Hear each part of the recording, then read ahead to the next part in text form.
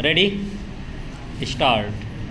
कोई हादसा एक मामूली कोताही का नतीजा हो सकता है, लेकिन अगर वह गलती बनी रहती है या उससे सबक लेकर भविष्य में सावधानी बरतने और बचाव के ज़रूरी इंतज़ाम नहीं किए जाते हैं तो उन्हें आपराधिक लापरवाही से कम नहीं माना जा सकता।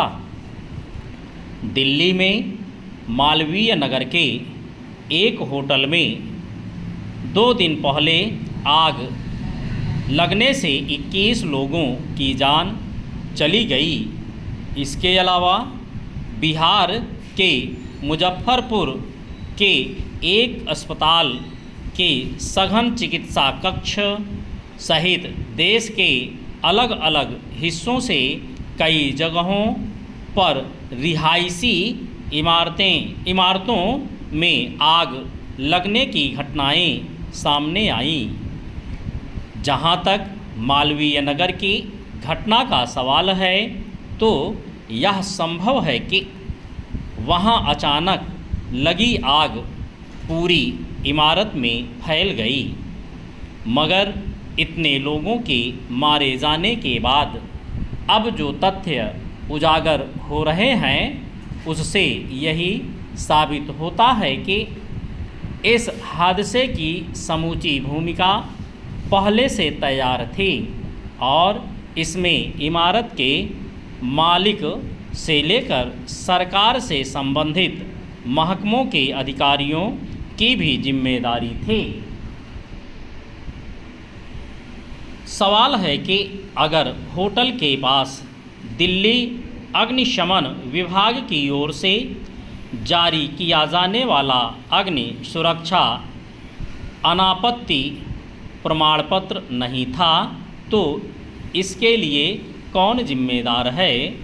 फिर 6 कमरों के लाइसेंस पर अगर 25 कमरे अवैध रूप से बनाकर कारोबार संचालित किया जा रहा था तो यह किसकी अनदेखी से संभव हुआ?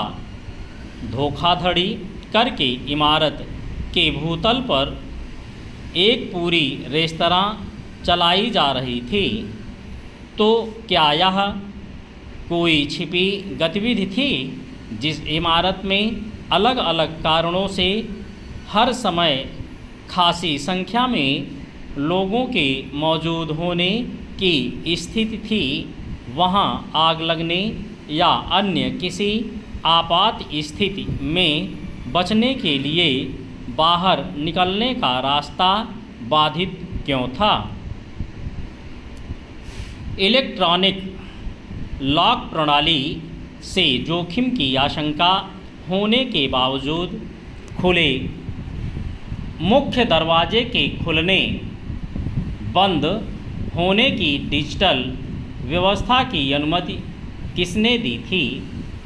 सच यह है कि इमारत में जो हादसा सामने आया वह सिर्फ कमाई की अदम्य भूख में सुरक्षा इंतजामों के अनिवार्य पहलू को लेकर एक